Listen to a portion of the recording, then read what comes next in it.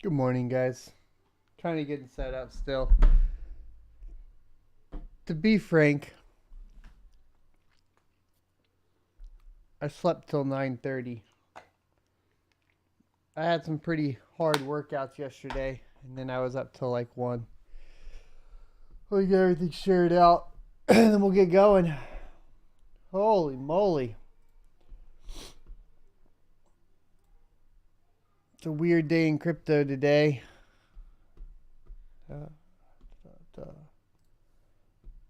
see, so we'll do that.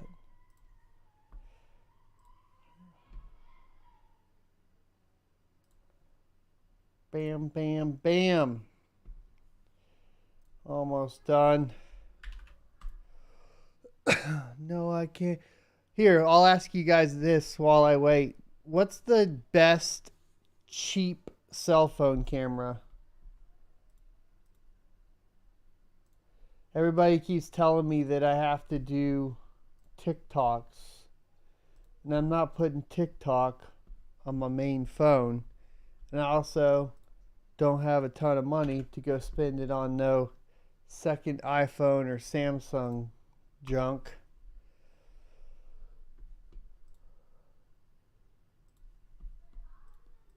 Maybe y'all have a good idea. Specifically a cell phone camera to do these little TikToks.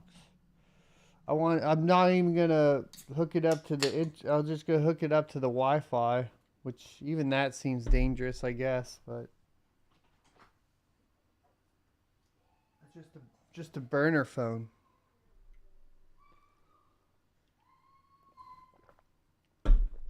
Pixel 3. It's a good idea. Yeah, we haven't started the show officially. None of this will be posted to the Spotify later.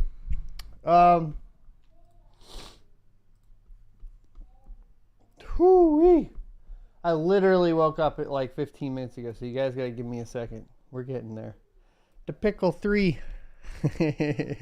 We're gonna miss talk a lot today. My brain is not waking up, but I got this.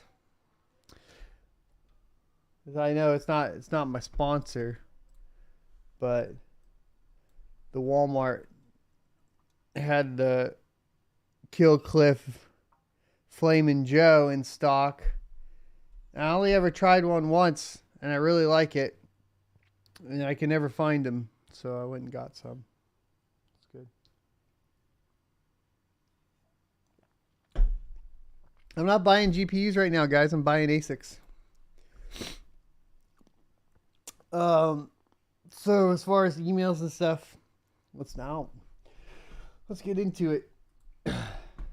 Recording started.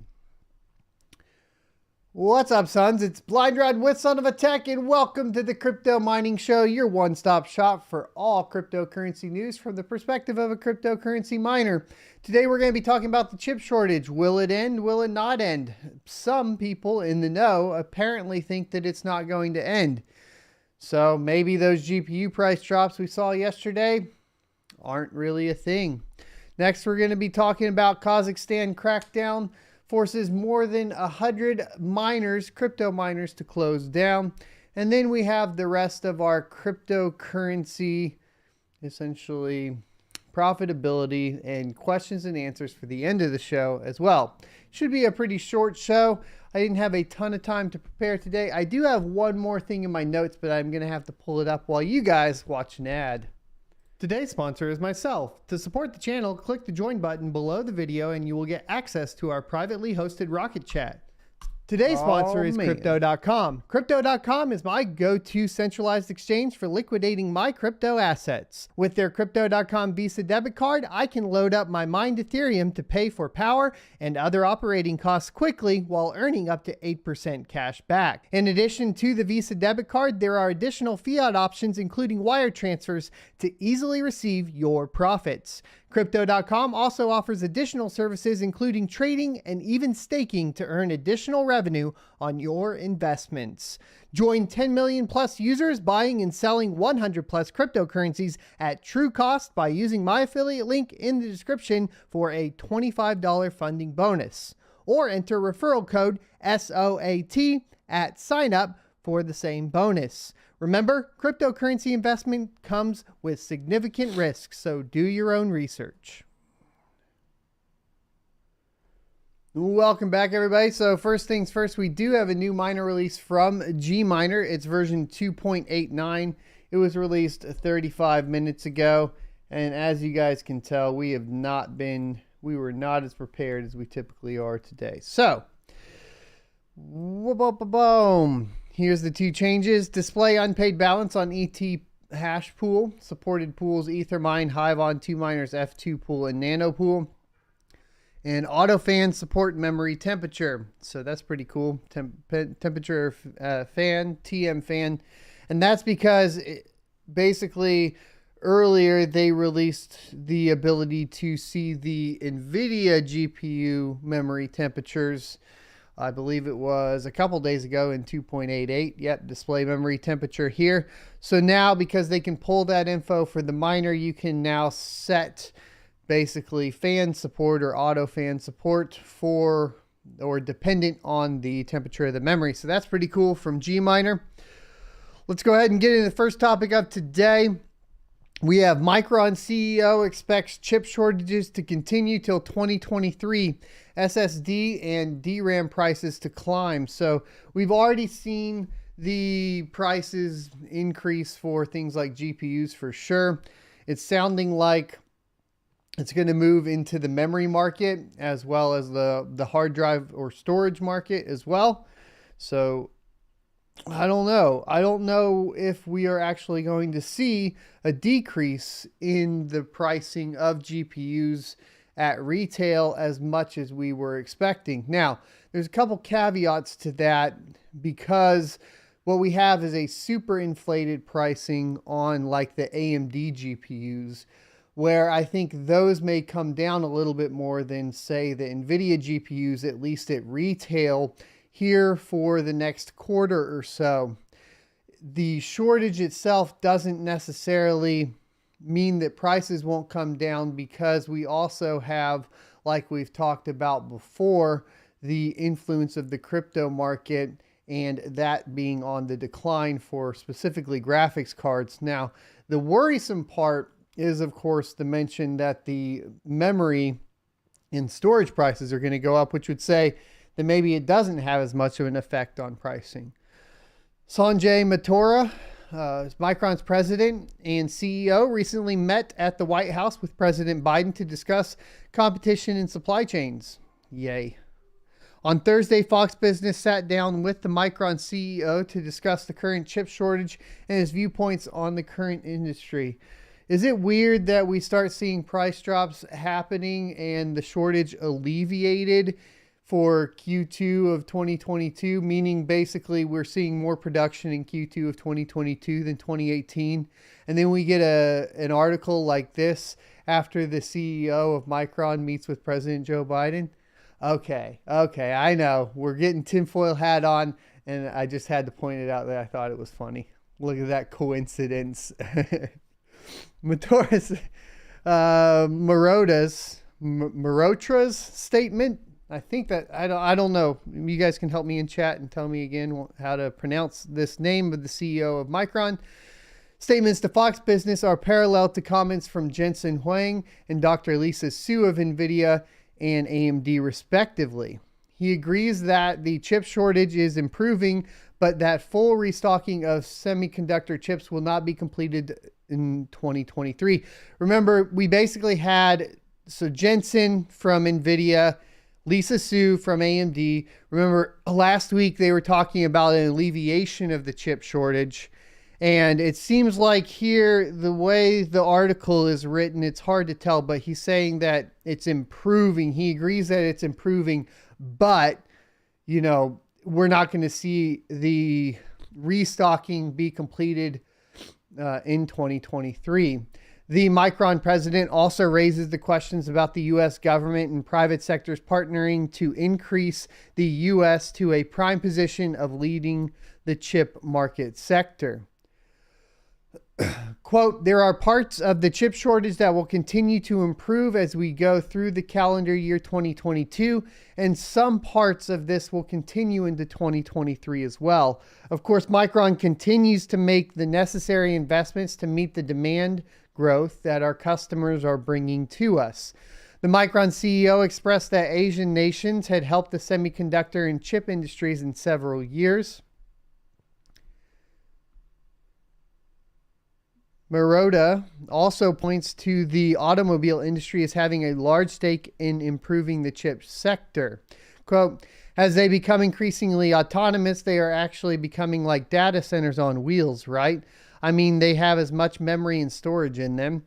Republican Governor Eric Holcomb of Indiana was also in attendance at the meeting and voiced the need for immediacy of fixing the shortages and seeking to bring the U.S. to a central strategic market stance. Quote, we've got to get this thing passed through Congress, come to some agreement, pass it, get it on the president's desk, sign, and then get at the business of not just catching up with the competition around the world, but passing them up and taking a leadership position. I think that's in reference to actually doing a lot of chip manufacturing stateside. I'm not positive though, because they don't really say in this article what bill or what thing they're talking about passing here. So his statements continue to show agreement with NVIDIA and AMD leaders when it came to the effect that the coronavirus pandemic placed on the semiconductor industry, especially when more individuals were working remotely from their homes. Quote, all of that has driven demand from the data center to the PCs to smartphone intelligent devices at the edge. All of these have driven the demand of Micron, has been investing for a considerable period of time and leading with advanced technologies and bringing them into high volume productions. When Fox Business last spoke with the CEO of Micron in October of 2021, the Micron CEO stated that his company would invest over 150 billion US dollars over the next 10 years in research, development, and manufacturing of memory, such as SSDs. So what we're seeing is pretty much a counter argument to AMD and NVIDIA. While they keep saying that they're agreeing with them, remember, we just heard from AMD and NVIDIA touting that they were basically manufacturing more graphics processing units than they have since Q2 of 2018.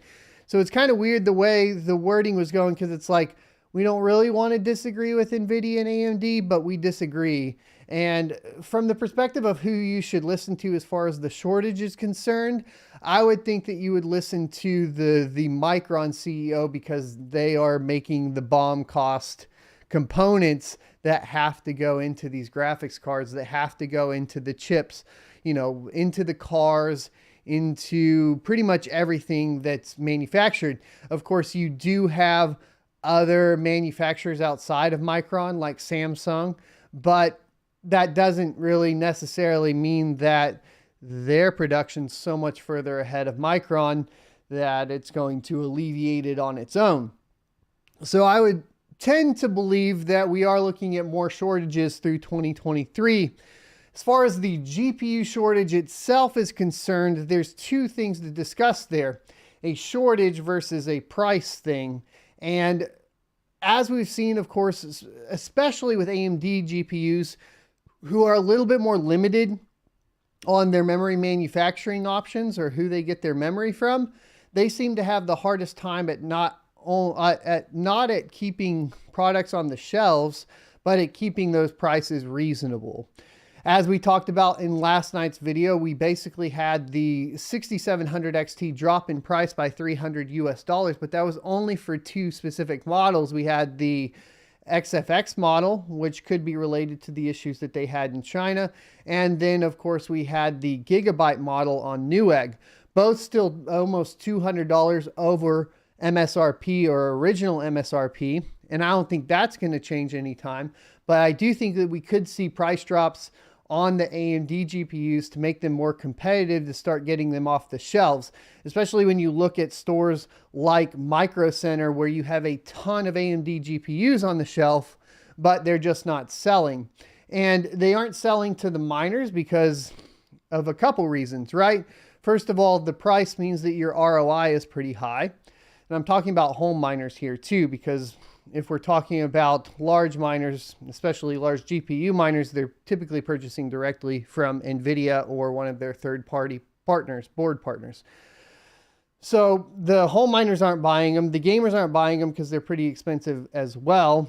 And it's kind of just getting stuck on the shelves. So while there might not be an alleviation of supply, I think they'll come down in price to find probably like a sweet spot of we can keep some on the shelves because people aren't going to be purchasing them as much. However, we still have to keep the prices a little bit high to make sure we don't run out of stock because the shortage will continue. So somewhere probably around that same pricing, we're seeing like a 6700 XT going for $600 to $700 US, maybe a 3070 going from like $700 to $800 US.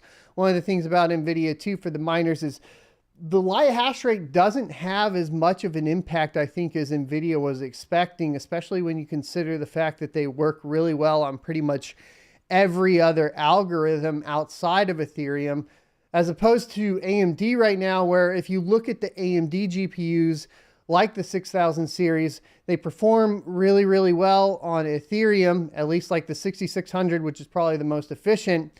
But once the Ethereum goes to proof of stake, they don't perform that well on a lot of other algorithms. You know, you have Ergo, and that's pretty much it. You know, their Raven coin performance compared to NVIDIA is not as good. The Flux performance is not as good. And so from the mining perspective, you know, if you have a 6700 XT here, or you have an RTX 3070 and they're the same price, you're probably going to hedge your bet on the 3070. Just in my humble opinion, that's what I would be looking at, right? We also have restocking of things like the 1660 Super coming in. And for the miners out there, especially the home miners, the 1660 Super, if their prices continue to come down and they continue to come back in stock, especially at places like Micro Center, and they lift the kind of the buy limit on those. So the buy limit on the NVIDIA GPUs isn't fully released at every single Micro Center, but the AMD GPUs are. But if they lift the buy limits on the 1660 Supers and they're running the same price as the 6600, then that becomes a pretty interesting competition, because from the perspective of the home miner, the 1660 Super is older, not quite as efficient, but efficient, almost as efficient as the 6600. And then it runs really, really well on a ton of other algorithms. It runs pretty dang good on Flux. It runs really good on Ravencoin. It does well across the board, as opposed to, of course, the 6600, which isn't quite there on other outside algorithms. We're just gonna have to see what happens. And I think, you know, if we start getting those 6600s under the $400 mark, if we start seeing once again 1660 Supers between that $300 and $350 mark and they're available, then I think you really have an opportunity as a home miner to start building and at least playing with, you know, mining in general. But right now, like I said, I tend to trust the CEO of Micron more than I would trust NVIDIA and AMD here, because NVIDIA and AMD just want to make sure that it sounds like things are improving for their stockholders, right? And I would assume Micron wants to do the same, but I would also expect a more realistic estimation from Micron, just based on the fact that they're making the actual components that need to go into these devices. So is the shortage ending? No. It doesn't look like it. Was our prediction early on of it lasting through 2023 seeming to be still accurate? Yes. Does that affect pricing? Not necessarily. Pricing has to come down because, as we can see, even though there's a limited supply of AMD GPUs, actually, even compared to NVIDIA, even though NVIDIA appears to have less stock, right?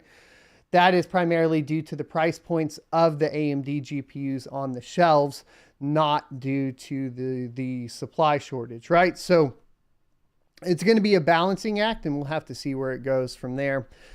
That being said, just keep your eye out, see what pops, see what you can get a hold of.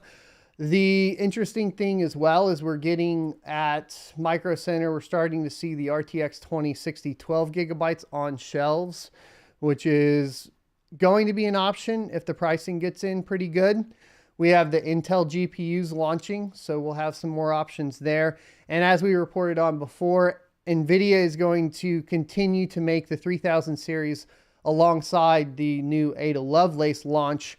So stock from that perspective of the competition between people upgrading their gaming PCs and miners just wanting to build efficient mining rigs, that might actually end up working out pretty well. Let's talk about Kazakhstan. Crackdown forces 106 more crypto miners to close.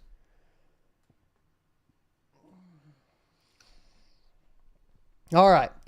Notable political and business figures were said to be behind some of the mines, including the brother of former president.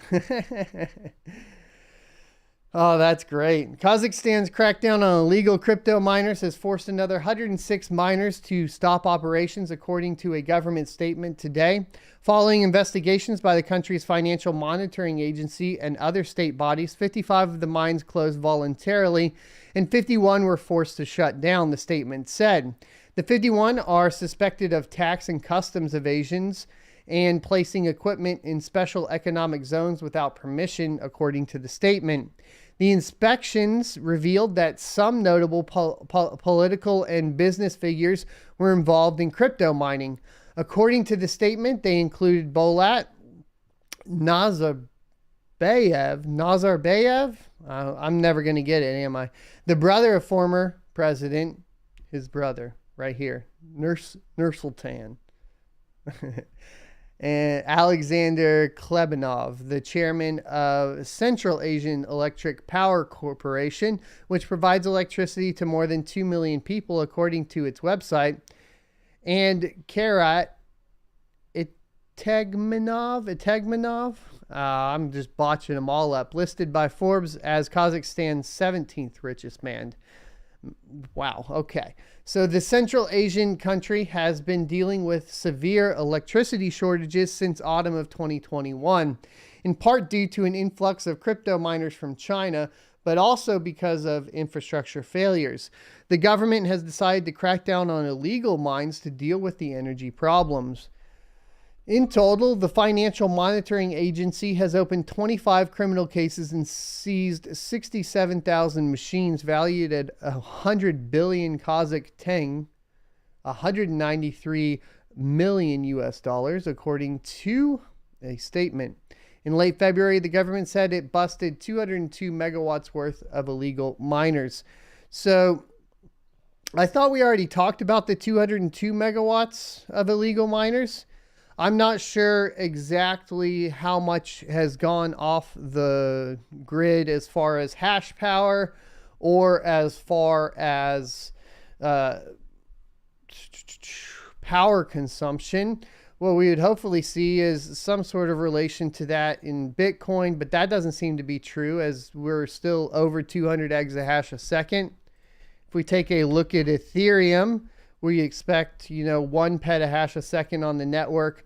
Ethereum's actually dropped on the network hash rate to 986 terahash a second.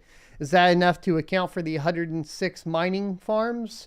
Maybe, but this is the only place that we're really seeing the hash rate drop is on Ethereum, and it's not by a ton, right? It's by like 14 terahash or so.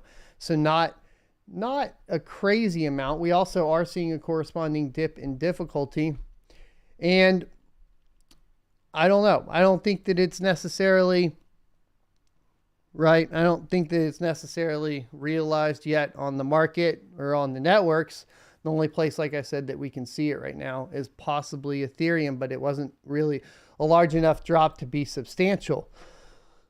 Now, I did want to point out a Twitter post that's really interesting, and it's going to be about the nickel. It's basically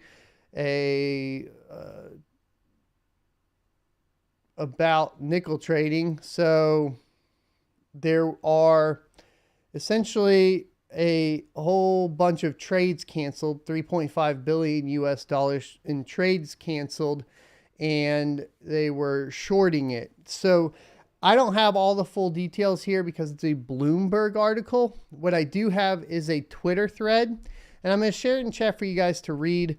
The TLDR, though, is we kind of need cryptocurrency for trading because it stops this sort of behavior by large players. At least that's what was my understanding of this particular thread from Alexander Stahel. And essentially, you can see here that it's a whole bunch of clips of the Bloomberg, which is one of those paid like websites. You can't read the article without paying for it. So he clipped it. You can go read it. It's really interesting. But nickel trading will resume on the London Metal Exchange on Wednesday, over a week after being suspended amid a historic short squeeze after the tycoon at the center of the crisis reached a deal with his banks.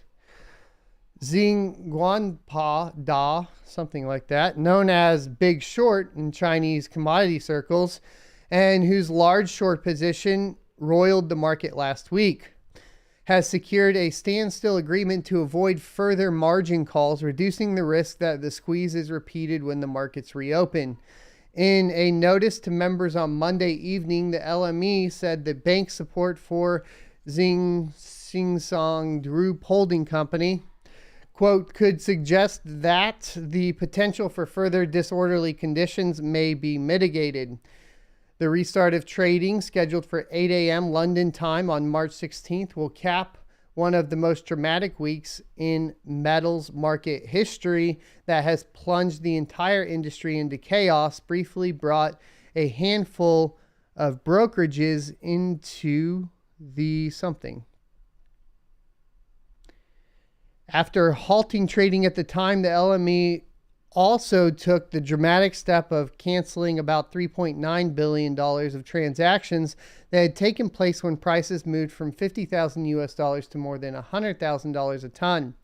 In a statement on Monday, he said that while the standstill agreement was in place, its banks, which include JP Morgan Chase Company and Standard Chartered PLC, quote, agree to not close out positions against Xinjiang or make further margin calls.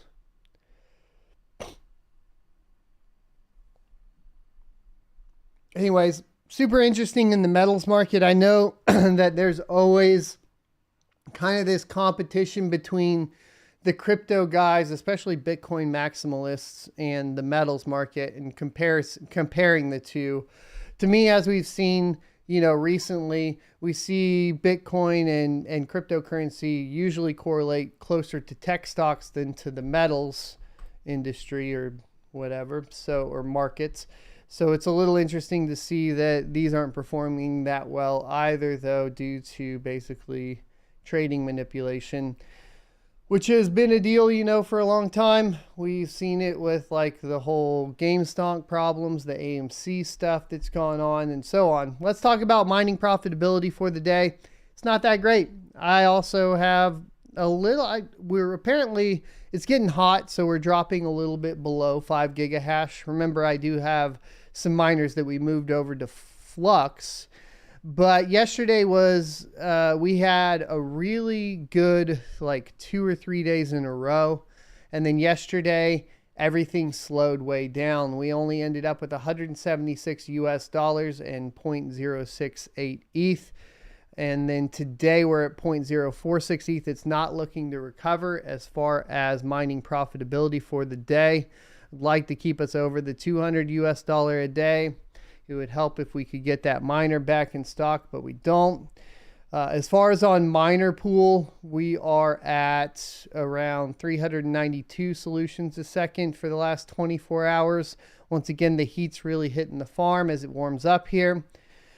And that is only resulting in, somewhere between 4 and 6 coins. I believe yesterday we were closer to 7 coins a day on Flux. That doesn't include the parallel assets, so you have to include an additional 80% on top of that for the PAs.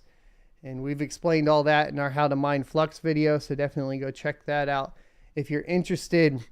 I am still mining some Varus coin as well, just on the CPUs. This will actually all be switched over to my own coin that I'm working on, hopefully for a launch within the next couple weeks. I'm currently rebuilding the nodes and setting up the configuration of exactly how I want to do it.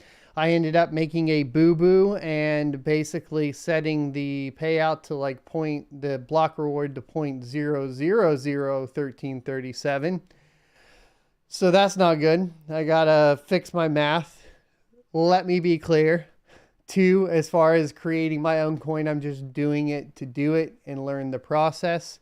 It is not a coin that is going to revolutionize anything or do anything special. It will be listed on the Komodo platform because I'm tied into there for the additional security. The only change that we're making to the smart chain from Komodo is moving it from the Equihash algorithm, which would be ASIC, to the Varus hash algorithm, which will be, of course, CPU mineable, and then I will hopefully figure out some additional mineable stuff. But I have successfully built one like 3 times now. I've successfully mined it. I have not successfully stood up pools or opened it outside of the local network. That will be something that we do in the future.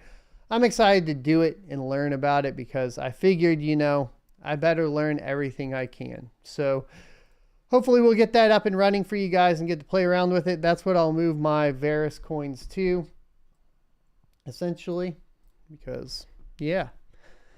Let's take a look at what to mine. I was taking a look at the 2060 profitability primarily because I was interested in those coming back into stock. The 2060 profitability is not that good. It's all under $1 a day. Let's go ahead and look at the RTX 3090.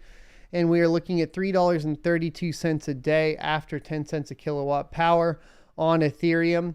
You have Cero up here sitting at $2.25 a day, Conflux at $1.99 a day after power. Ethereum Classic really kind of coming up in and of itself at $1.91 a day after power, which is over 50% of the Ethereum profitability on this card in particular.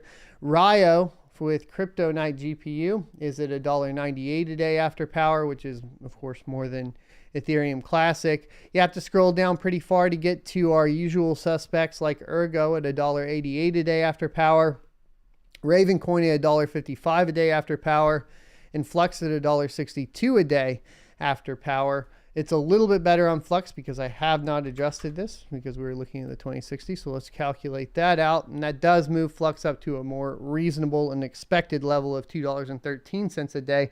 Remember, if you're on NVIDIA and you're having troubles getting the hash rate up, try MiniZ Miner.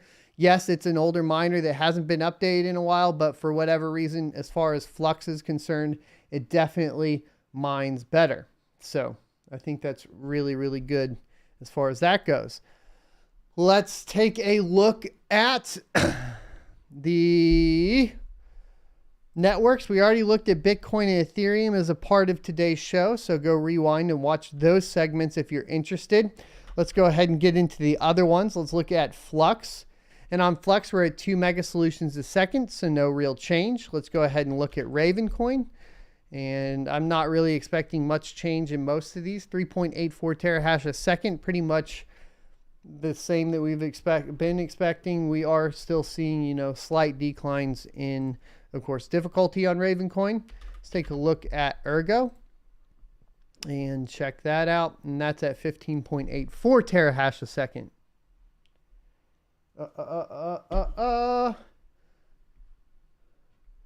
Yep. So there you go. All right.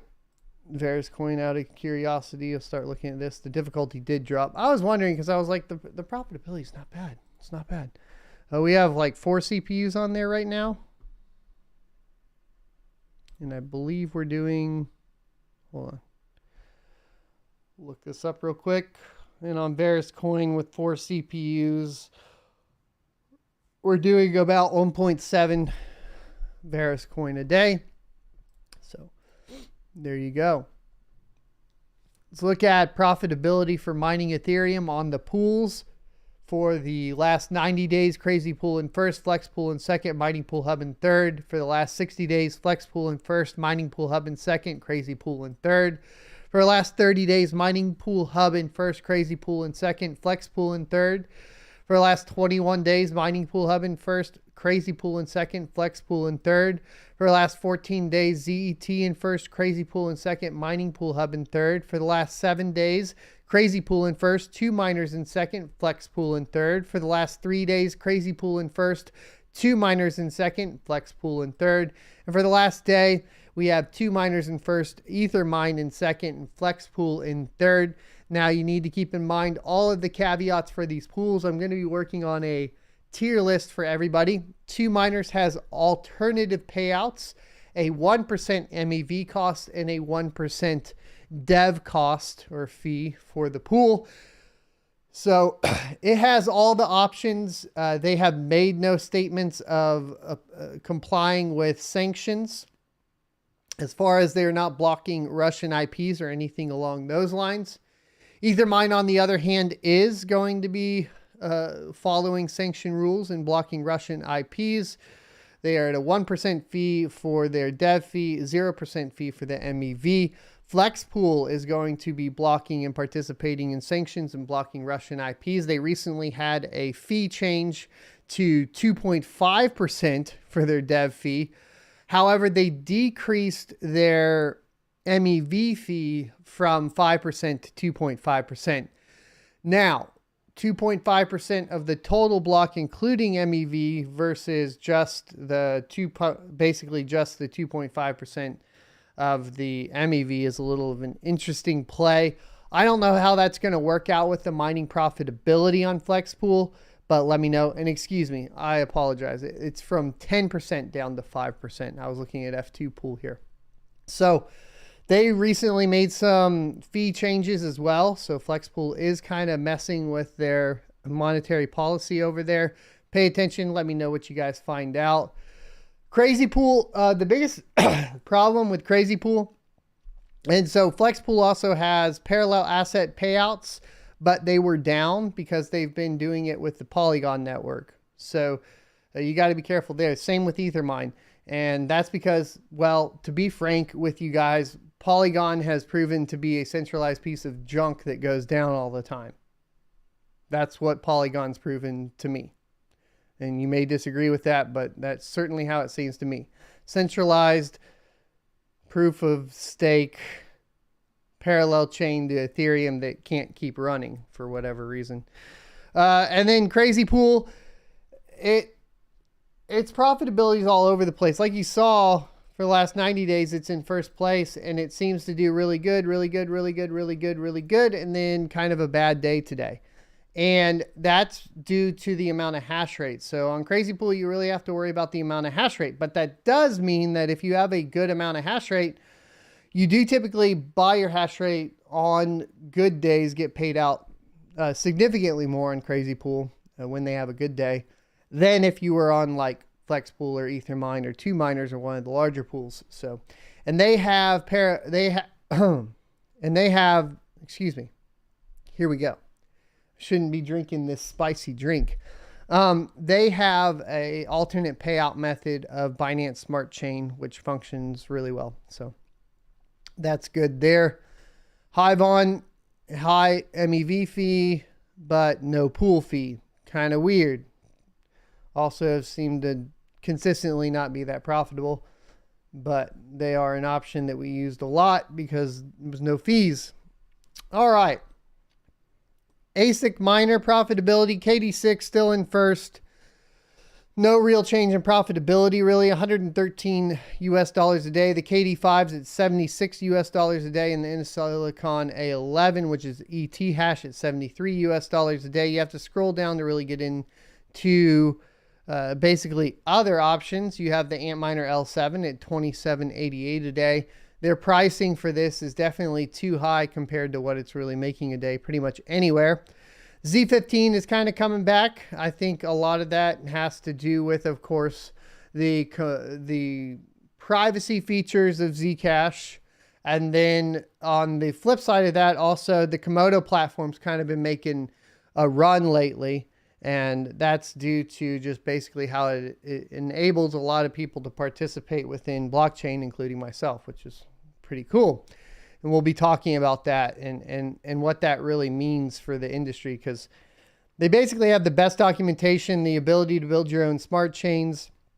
It's pretty incredible, and they've been around for a long time. The Antminer S19 Pro, 110 terahash a second at $17.05 a day on Digibyte for the SHA-256. Are there any sale prices on BT miners right now? I did a quick browse and no.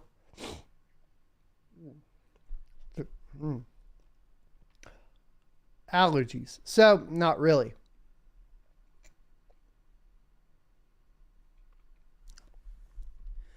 But if you're looking to purchase ASIC miners, definitely check it out. All right, let's go into questions and answers. Super chats, never required, always appreciated, helps keep the lights on, and the easiest to read, which is why they will get read first. If you're paying for it, I guess I better answer that question, right?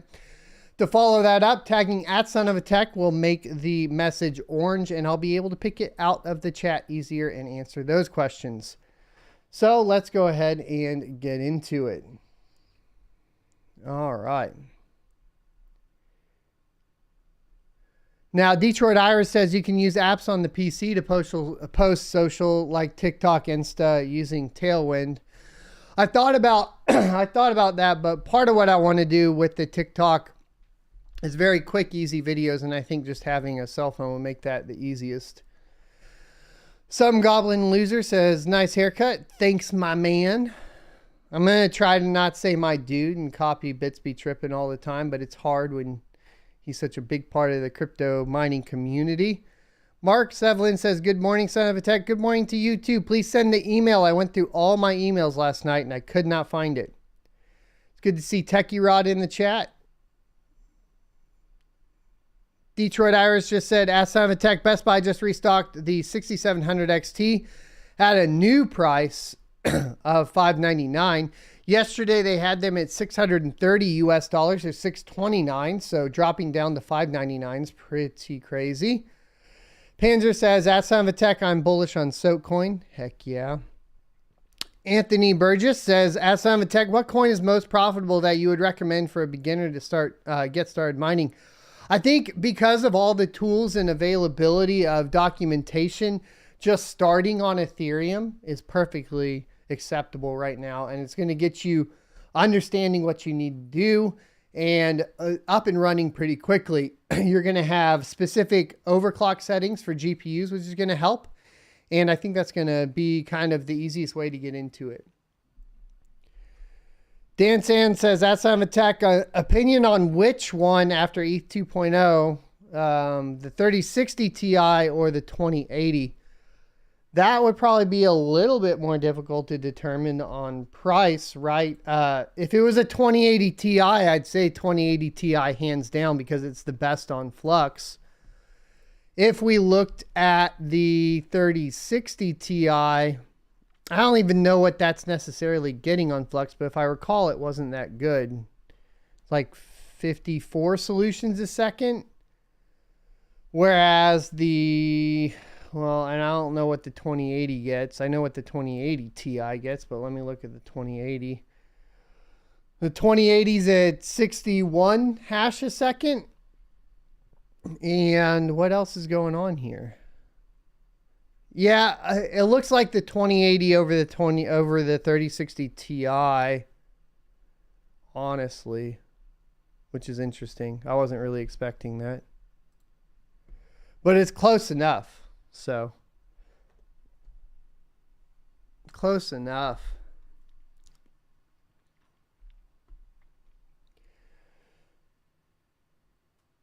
To inquiry. Yes, I checked the full inquiry mailbox, dude.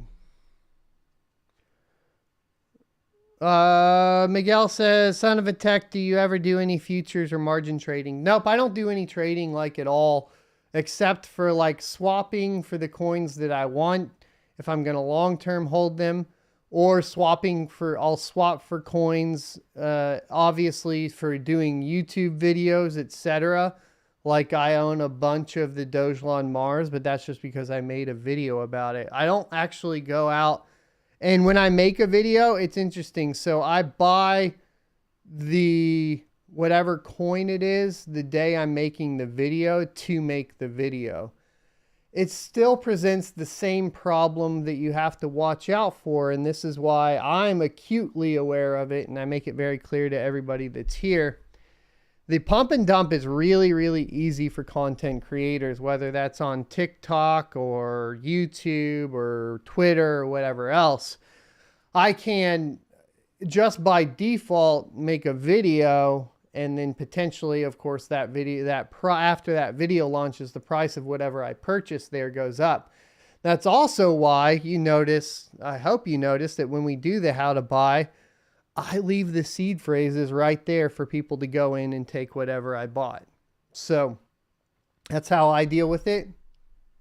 Hopefully that helps the transparency go. So I know, for example, on the last one with the Dogelon Mars, we had put like, I don't know, like 40, 50 bucks in there. And it took a long time. I think we posted it at 2 p.m. and nobody took the funds until 9 p.m. So keep an eye out on the channel. I do it every time. If there's a guide that includes MetaMask or a wallet or like anything along those lines, it's almost guaranteed that you're going to get some free money if you're fast enough.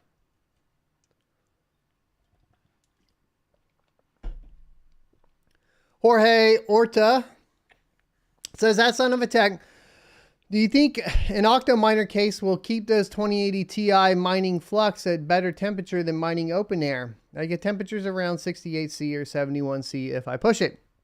I have noticed that in general, the Octominer cases will keep the cards cooler than cards being open air for the most part. And that's because they have a ton of server grade fans on the front that keeps it super cool. So essentially, yes. Is it worth the price? Maybe not. Your other options, like what I was doing for a long time, is the Rosewheel cases. And you can buy you have to buy the fans separate in most cases on the Rosewheel server cases. And you can only fit, realistically, 6 GPUs if they're above 140 watts. And 8 GPUs if they're below like 80 watts. Meaning, for example, if they're 1063 gigs, then 8 GPUs. But if they're like RX 5700s, 6 GPUs.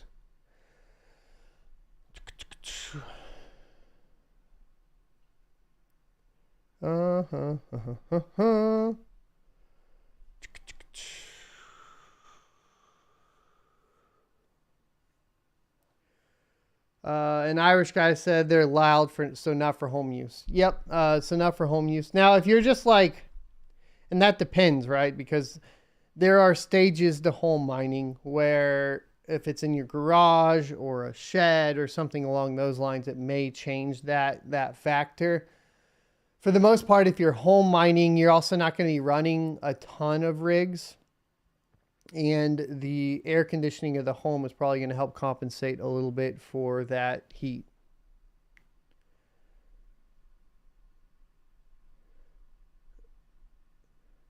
Thimble Munch says, wouldn't a big box fan be better than 100 small fans? First of all, I think it's like 6 fans, and they're 140 millimeters, and they're CFM direct onto the card or pulling directly out of the card is going to be a lot more effective than a box fan blowing on it.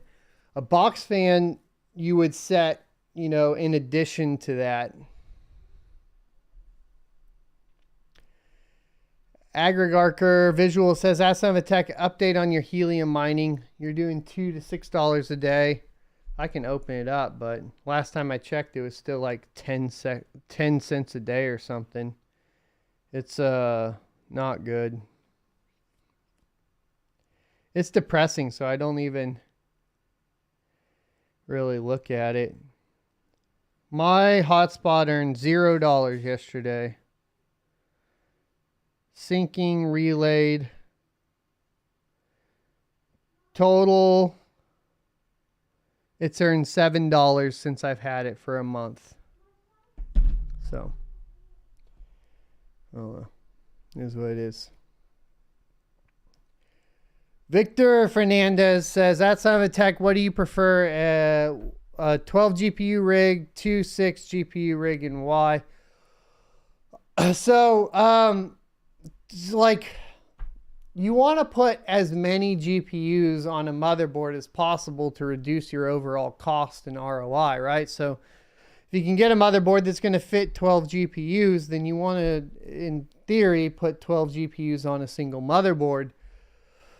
Things you can run into, of course, that are problems would be having NVIDIA and AMD GPUs mixed in there, or Polaris GPUs mixed with RX 6000 GPUs. If you're mixing and matching GPUs, maybe just consider splitting them up and then trying to build those rigs up separate. And then, of course, with the 12 GPUs, you have to take into consideration spacing between the card. That's really going to come down to case choice. Or like a lot of people will do, you can get some USB extensions even if you need to, but you can hang them from a rack. That's what I did with my 3090s, for example, because there's not really a case where the spacing between all the 3090s is sufficient to keep it mining at a good level. So those are all hanging basically from from shelving, using some shelving hangers that we're going to be talking about on the channel as well. Dan Sand says, that's not a tech. Consider making a video on the weekend. If you can, other YouTube miners just make live show with 85% socializing and making jokes. Thanks for the long live show you do. Oh, I did playing with Flux. Yeah, for sure. I do make videos. So I made 2 dedicated content videos this weekend. We already did a dedicated content video yesterday. Then we also, it's kind of weird, because I feel like I'm super busy. It's really hard to keep up with uploading this everywhere that it needs to go and staying up to date. But that being said, yes, more content is going to be pushed out to all of the platforms, right? Whether that be YouTube or TikTok, I'm going to be trying, or Spotify, Odyssey, trying to keep up with all of those. And then also work on, I'm really trying to sit down and work on increasing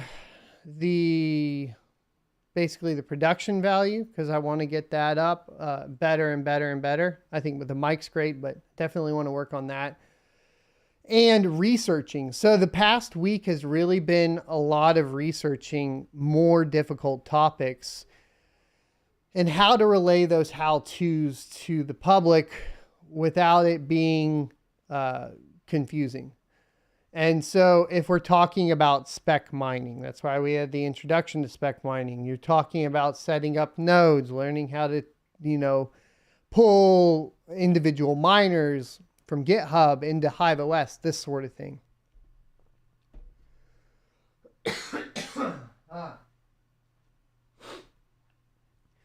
Is Odyssey just the library platform? Yes, it's a library platform, but you can access it from the web. The other thing that it does for YouTubers is it has a direct sync over. So whenever I do a video here, it automatically goes to Odyssey as well.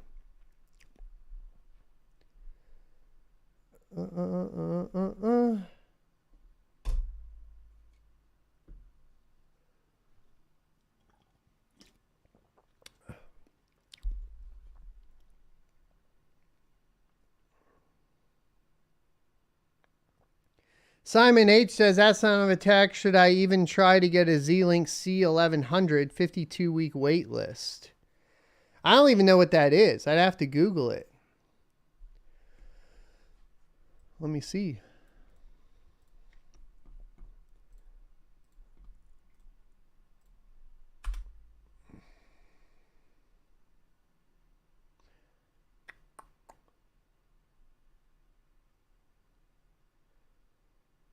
FPGA.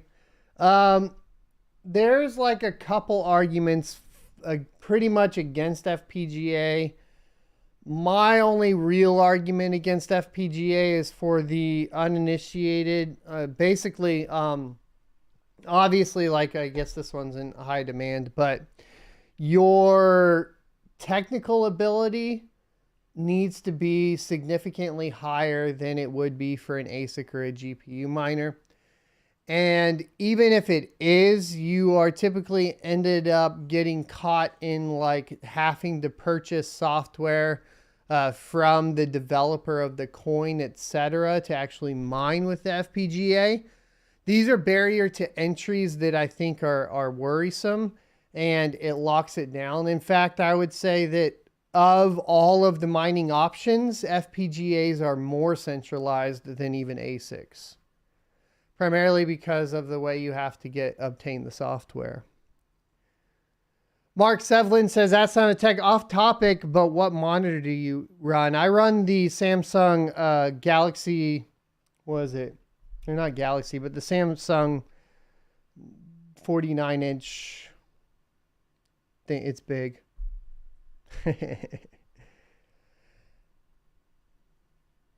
Simon says, that's not a tech. Red Fox has one. It's supported by Team Red Miner. So there is I mean, that makes sense as far as if Team Red Miner supports it, then that's pretty good. I guess I'm a little late to the party as well, Worm, on the FPGA and completely forgetting about the support for Team Red Miner, which is fair enough. That's a very valid point. Dan Sand says, opinions on starting a Flux node worthy, expensive hardware. Not really expensive hardware, because you can just rent a VPS at the very least. If you have an old computer, you could potentially do that. Now, with nodes, you need to keep in mind that whenever your node is down, you're not earning any currency. So uptime's really important. So I wouldn't really recommend putting a node on, a Raspberry Pi or something along those lines. If you put it in a VPS and the VPS goes down, it's going to fail over to another VPS. And in most cases with virtual private server offerings too, you're going to have some sort of running backup, so your node doesn't completely desync if something completely messes up, and you can roll back to another backup, get the node synced up a little bit quicker, and keep rolling. That's the biggest problem with nodes, is that you do require that uptime. If you're going to be building one at your house, then you want to look into at least getting into some sort of server grade equipment, some sort of virtualization, preferably like I have two Dell 720XDs that run basically an HA. So if it fails and one server goes down, my VMs migrate to the other server, right? And that allows me to have more uptime than the average individual that's doing some sort of noding from their house. I would also avoid, basically putting them on anything like that. The other problem that you have, and I'll just be frank with everybody, like I don't like the idea of my entire strategy for revenue generation being tied to one coin.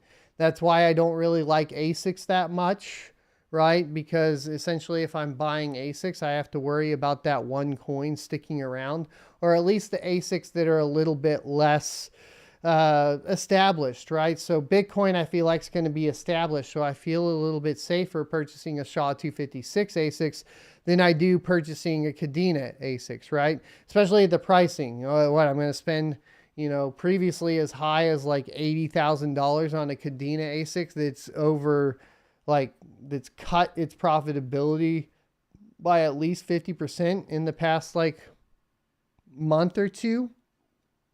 So as far as that goes, yeah, I'm not a huge fan of purchasing something that's going to be my revenue generation and having it locked up in one specific cryptocurrency. I equate it to basically any ASIC miner out of SHA-250, outside of SHA-256, right? That's how I look at it personally. But that's also purely from a revenue standpoint. As far as the node network goes on Flux, I really think the Flux network is doing amazing things. If I compare them to any other Web3 that's currently out there, like let's say Anchor, I think they're way ahead of the game of everybody else. So I'm definitely bullish on Flux, not financial advice, but I still don't like that idea of only having that one option for that revenue generation. Mark says, at Son of a Tech, saw a corner of it yesterday. Got curious about your monitor. Yeah. It's the Samsung. It's the big curved one. Look, I slept in way too late and my head's still not working. Heir to the Ron, $10 super chat. Thank you, good sir. Says the Ukraine is responsible for 90% of U.S. semiconductor neon, which is needed for chips and GPUs. Shortages likely to continue. Know what deals are your targets? So, I actually wasn't aware of any of the Ukrainian aspect of the shortage. And that would be interesting. I'd have to confirm it, but that would make sense as to why we started to think we're seeing alleviation, and now Micron's saying we aren't going to have alleviation of it until past 2023. That could be the play here, and why that news is getting leaked out slowly, kind of like it is. So thanks for bringing that up. I'll definitely add it to my list to look into. Jorge Orta says, outside of the tech, doesn't VPS defeat the purpose of decentralization? So we do need to talk about this, especially as it pertains to Web3. And I've talked about it before, but when we're talking about Flux, okay, first of all, when we talk about proof of stake in general, usually the biggest attack on proof of stake is that you need 100% uptime. You're going to be building on essentially a VPS that's going to be controlled by the big three, whether that be Google, Microsoft, or Amazon. And you're basically giving those big tech companies the same control they have, like banks and so on have. They could start denying service, shutting down services that are running nodes and so on. That's a complete possibility. Here's where Flux makes sense. And what I would treat Flux closer to Ethereum than I think a lot of people would like me to. I'm not saying that they're centralized and have like some sort of core dev team that's trying to screw you, but there are a couple things. First of all, Flux definitely has a dev fee that goes to the devs from the mining process. It's built in. That can be a little bit worrisome. But in addition to that, you need to understand what they're trying to do, which is actually build their own kind of usable version of a VPS. I mean, at the end of the day, that's what it is. You go to run on Flux, you spin up your application. That application is being run via the blockchain on the nodes that are being run across. Why does this matter? Well, this matters because as opposed to a traditional VPS where your ecosystem is in whatever ecosystem you built in for failover. So if I'm on AWS and I fail over, there are, of course, caveats to this, but this is what I used to do for a living. So I'm going to try to explain it to the best of my ability. But if you are going to be running on AWS, typically if your AWS server fails, your failover is going to go within the AWS ecosystem. Well, then if that whole entire data center goes down, you'll bounce over to a different data center for Amazon or whatever. But what if all of Amazon goes down or gets blacklisted or something happens, then you're down. Now, there are still some other technologies that are allowing people to bounce between, like Google and Azure and AWS. These are things that are kind of newer, I suppose, that people are working on, and they do function well. But what Flux does that's interesting that you need to see the value in is if you have basically some nodes running in Amazon, and you have some nodes running in Google, and you have some nodes running in Azure, and you have some nodes running in DigitalOcean, and you have some nodes running on some dude's white box servers in his house, and your application is deployed on Flux. Their failover runs across that and will fail you over outside of that ecosystem. So if Amazon goes down, it'll fail you over to Google. That goes down, it could fail you over to the white box servers, so on and so forth. So the architectural advantage for Web 3.0 for hosting these applications, specifically as it pertains to Flux, still offers a significant advantage over the Web 2 solutions. And from a business perspective, it's really what I think they need to aim at there. So I hope that makes sense. If we're talking purely from a cryptocurrency standpoint and we would want to compare it to Bitcoin, I don't think that's a fair comparison. I'm trying to make it clear on what they're trying to do and how that functions and why you would want it. So I do still feel like investing in Flux would be more like investing in a tech stock. And I know that the Flux community is going to hate me saying that, but I think it runs parallel with the tech stock, because what we're looking at is the technology they're providing and what problem it solves. And hopefully I articulated that good enough for you guys to understand. Crypto Mikkel says, what internet speed are you running at the farm? I'm running the slowest available, so 20 megabits per second, I believe. Up, maybe 40 down. Mark says, ask on the tech Samsung Odyssey. Yes, very cool, expensive, slept late, had not in the game yet. Know the feeling. Got to run. Have a wonderful day. You too, good sir. Panzer says, that's on the tech. Some see lockdowns in China are a bigger problem than Ukraine for shortages. I think that's definitely, like, obviously a lot of stuff is happening in the world that's going to have issues with shortages just in general and supply chain problems. Detroit Iris says, ask Tech, I'll held your depression and buy the helium miner for MSRP. No, I'm still going to try to learn it. I'm probably going to move it to a different location. I have to pay the fee though. Queen of Random says, ask Tech, do you have server cases you can recommend that are better priced than the Octo miners? Used to, you could buy the Rosewell cases, but I don't think that you can really buy them anymore. Let me look. They used to have the 4U mining cases that you could purchase. You can still buy them. There's the Rosewell 4U. 269 feels a little expensive because you're going to have to buy fans still.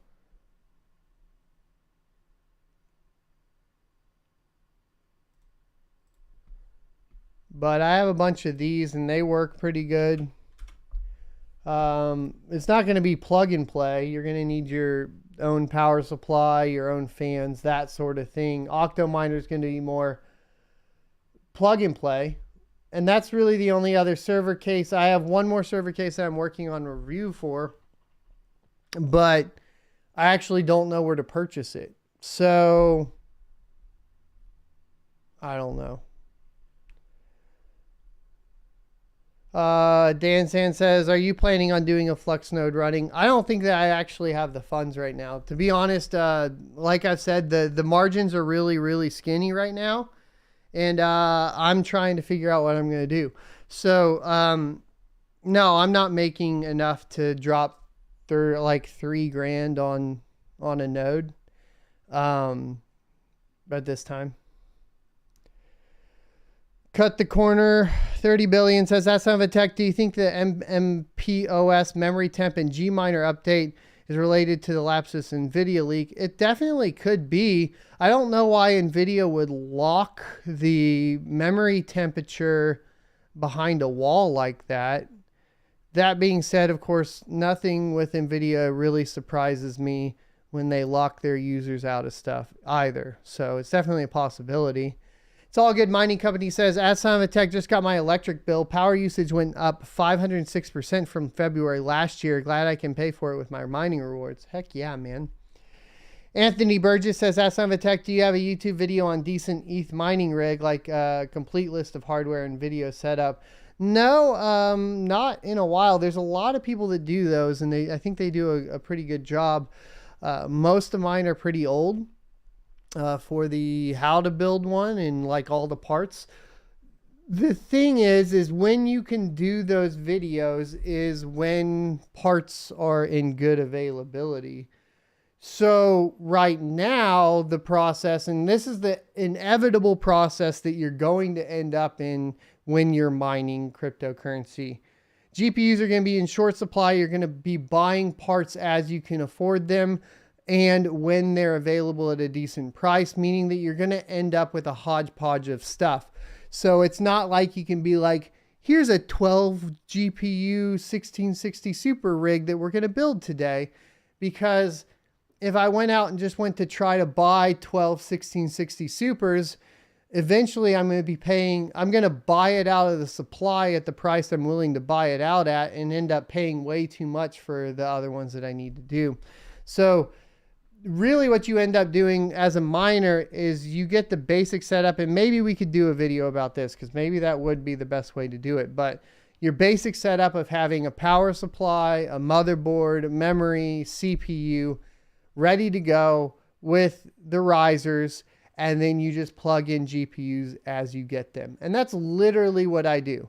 Like I have one rig that can hold 12 GPUs that only has 7 on them right now. And as I get a new GPU, I just go and I just plug it in as I get them. And that's kind of how it goes. And yeah, most of my old videos are still going to be basically hold up. Like all the basics of like needing to understand shares and profitability from the perspective of how like difficulty affects the network, so on. All those concepts are still the same. The only real difference is going to be the GPUs that you're buying. I'm working on like a GPU tier list. DJ Mines already has one up. You could definitely check that out. Tier lists are definitely something I'm looking at from that perspective. I'm looking at pools tier list as well to give you guys an idea of what I think of the pools, kind of like how we talked about today. Like, does the pool offer alternative payouts? You know, does the pool... how much are the fees on the pool? Does the pool participate in any sort of censorship?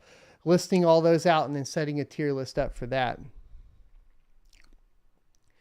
Stewie says, gaming hardware question. Do you think Steam will come out with a Chromecast-esque thin client for Steam Link on your TV? They already did a long time ago. What was it called? I have one. Probably back there in one of those bins. Do you guys remember what the Steam streaming box was? It was just the Steam Link. It was called Steam Link, right? Yeah, it was like that little square box, but now I guess they don't do that because you can just connect it right up. Yeah, it was the little box with the one rounded corner and the Steam logo. I had one, it didn't work that well.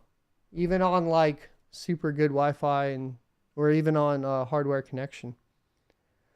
So I don't know. I wouldn't get one. I do have the handheld pre-ordered. And then I'm super excited because you can load Windows on it. So I'm definitely, the first thing we're doing as soon as we get that is mining on it. The other weird thing I did was... I don't know. I ended up, where is it? I don't know where it is, but I ended up with a Wii, and we're going to try to mine on the Wii as well.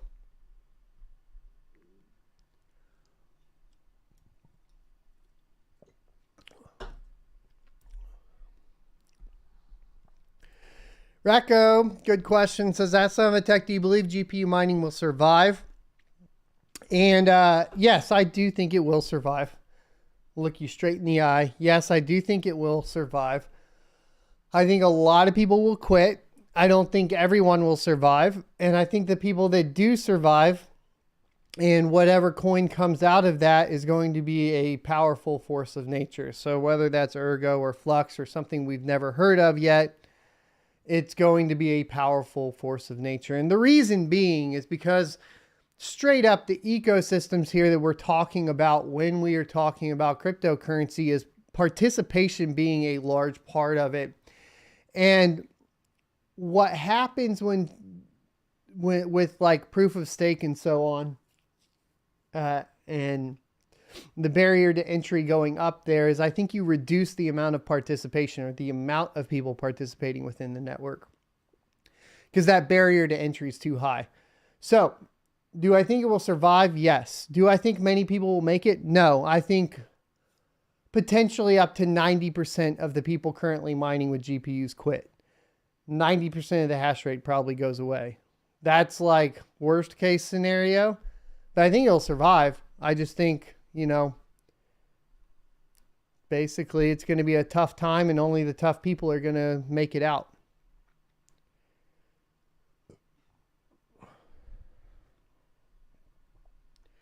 Rud Putt says, that's not a tech. ETH of BTC. You mean Ethereum or Bitcoin? Bitcoin. Bitcoin. ETH, in my opinion, is a tech stock, which isn't necessarily all bad, right? So it is what it is. Depp says, did you watch The Witcher Season 2? I started it. I never finished it. I really haven't been doing much else other than YouTube and mining. Other than that, and then jiu-jitsu is the one thing I do outside of that. So my perspective, this is my world right here. That camera, this monitor, this mic, and this keyboard. This is what I do all the time. So I do get some YouTube videos in, primarily. Not a lot of gaming anymore. I think I played on Friday night with some friends in Halo, which was cool. But don't really have that much time. Dan San says, status on your ASIC RMA? I don't actually know.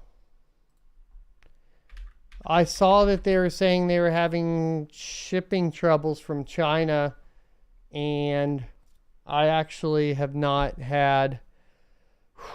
And then I open email. Dude, I just went through all my emails yesterday, and I have 174 now.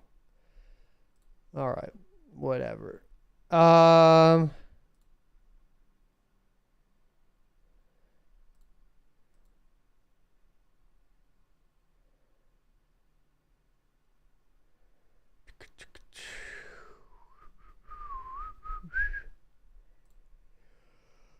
Oh, Lordy.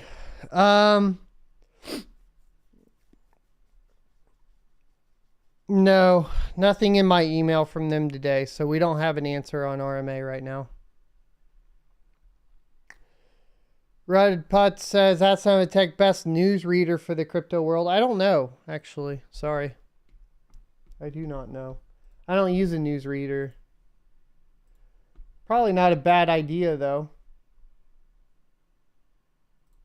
Not a bad idea to get one.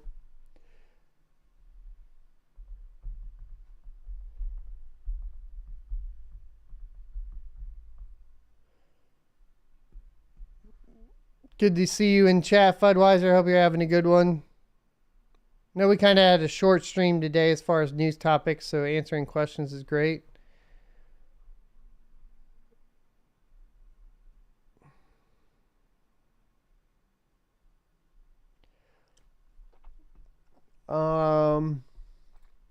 Let's see.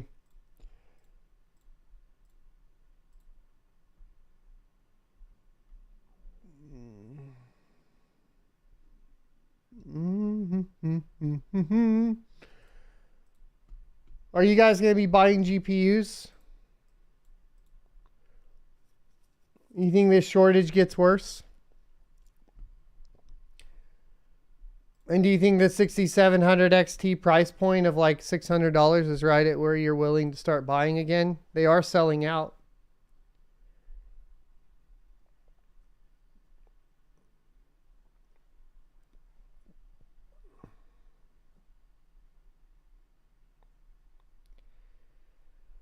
What about PS3 mining? Remember it used to be do folding at home? Yeah, there's the only problem there is the cell processor. So, folding at home, if I recall, was running off of the GPU, not off that cell processor.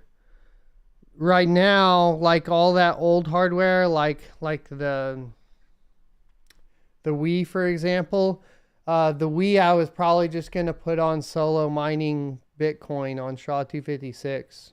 That's something funny. But I don't know. It has what? The power, it has the power PC in it. Lucas says, last time attack earlier, you said you have 20 megabyte up. For Flex, you need 25 up. Yeah, if I had to upgrade, I could upgrade. But like I said, I'm not doing one right now.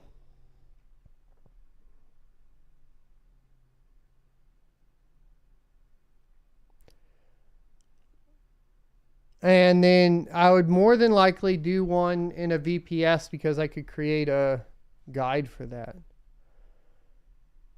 Probably.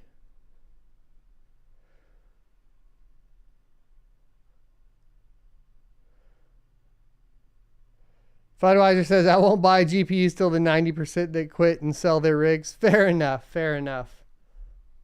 We'll have to see when that happens for sure. Price point for most people says not buying a 6700. We're saying 3060 Ti's between 4 and 500 euro. Jorge's saying I'll get a 6600 rig if it falls to 300 a card. All right. All right. So is that $10 a mega hash a second? Oh, I did find a Vega I'm trying to get, a Vega 64, but I haven't got a reply yet, I don't think. I found the Vega 64 for $400. And I think they do like 50 mega hash a second. And I don't have one for the channel, so I kind of wanted to get one.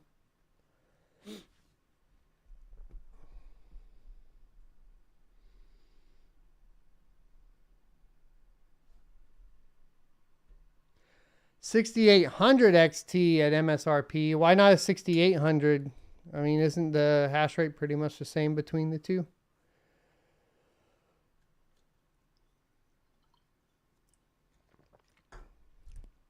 I guess you get better TON dual mining out of 6,800 XT. That might be a good point. All right, boys, it's 11:15. I got to head to jiu-jitsu. I really don't know how I'm going to do it because I am beat to all heck after yesterday. I did jiu-jitsu, which was great. And then I went to the gym and I hit chest and shoulders. And like all up in here is like, oof. So I'm definitely worried about rolling today. And then I got to hit back and bicep today. So, yeah. Dan San says, would I make a video on how to mine with the Wii? I was thinking more along the lines, and I actually want to get a second person for the Wii U video. I wanted to do it along the lines of like, you know how when Linus Tech Tips does like just like something crazy or wild or whatever. It's not necessarily a how-to. It may be like a brief overview of like, okay, we got to get this bootloader, you know, we got to flash it. And then once we're in here, now we have Linux commands. Let's see what miner we can pull from GitHub or whatever and see if we can get it running. Does this miner work? No. Does this miner work? No. Does this miner work? Yes. And then hopefully have like some sort of whatever, right? So that's kind of more along the lines of like the content creation for the Wii U that I'm looking at. I also am just way behind. And like last night I was up till like 1 a.m. working. I've been up till like 2 and 3 a.m. almost every day this week. I have a lot of stuff. I have not reviewed the RevTech motherboard, which I feel guilty for because Bits sent that to me. So I need to do that and give them this shout out. I have the ASUS or the ASRock H510 motherboard to do a review on. I have this hardware wallet to do a review on, along with, I think they are literally sending me like 3 more. I want to do a hardware wallet comparison. So I want to compare this to the Trezor, and then I don't own a Ledger, but I'm going to email them and see if they can get me a Ledger. I'm going to try to get a couple other hardware wallets. We're going to do like some comparisons for hardware wallets. That's on the list. That's really hard to coordinate as well. I have my Synology that we set up. I have B-roll and all that, but we haven't talked about the Synology and like the uses for it and that sort of thing. And Pi-hole configurations I thought would be a good one. Basic Linux shell commands we're going to go over, navigating shell. That's going to be part of like the series on setting up nodes. I want to talk about setting up nodes. I want to talk about custom flight sheets for solo mining. or not solo mining, speculative mining. There's a lot on the list, and just this show takes a ton of time. So just this show, you know, we do the show, we clip all it. I have to clip it, upload it. We have to, and then I feel like by the time I do my workout and I've clipped it and stuff like that, I only have a couple hours to work on another thing. So we're trying, but that's my vision for the Wii U eventually. But thanks for watching, guys. I will see you next Tuesday.